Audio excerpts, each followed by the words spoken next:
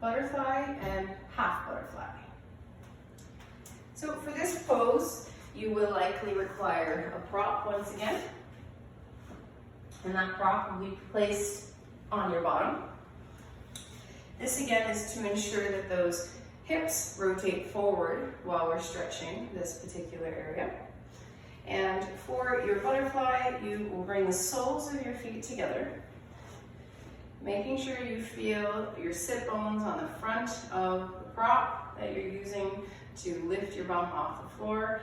And as I said, it just tips the pelvis forward so that we can access the muscles and the ligaments a little bit better. And through here, you're just going to come forward into that stretch. As we've discussed before, the bending over and the reaching away are two ways that you can find that 5 out of 10 discomfort in the tissues that we're stretching. And in this case, it's going to be through the hips. So again, you just inhale, and as you exhale, you come all the way down, just relaxing through your upper body. To support your head, you can just fold your elbows and place your head into your hands, and just resting in through here, focusing on the breath. Taking that deep breath in all the way to the tension. Hold it and let it go.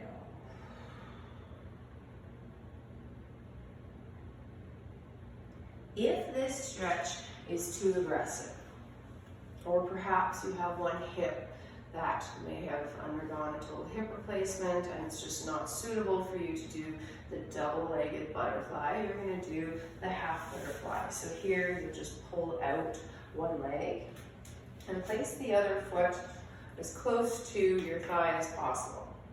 Here, you're going to still make sure you're centered out. Just because you straightened one leg out doesn't mean I want you to shift your weight one way or the other. I still want you to maintain your straight position. And again, you will move forward. In this position, you will feel the stretch now in two different places. You will feel it through the quad or thigh region, and it'll be more of a compressive kind of sensation. And the other one is going to be a stretch through that inner thigh.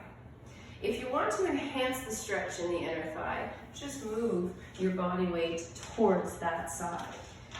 And again, for this particular stretch, if you need more than just a prop under your bum and you need to place it under your head, I would highly recommend you do that so that you can offload the weight of your head and really get into the relaxation and stillness of the stretch without trying to use any muscles to hold your body up. If that gets easy, remember you can always change the height of the yoga block to get you into that 5 out of 10. And here you just focus on that breath.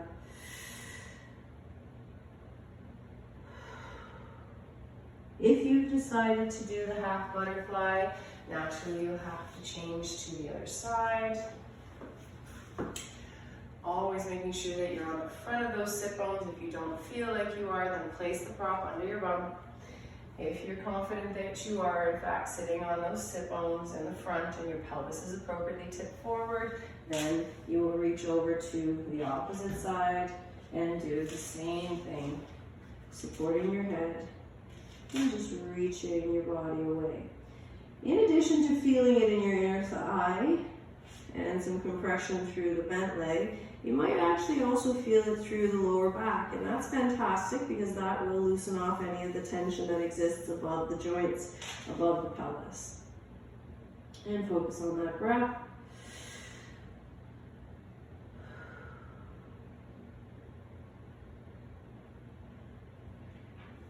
And it's always interesting to see that if you've stretched both half butterflies, could you then try the full butterfly again and see what happens? Sometimes you'll need to prop underneath your leg because the legs don't fall out quite as well, and that's all okay. Propping is the name of the game with yin yoga. You have to be able to find how you're going to get into any of these given poses just by propping your body appropriately. And you'll want to have one on either side to make sure that you're able to relax through the pose and you're not trying to hold and suspend your legs.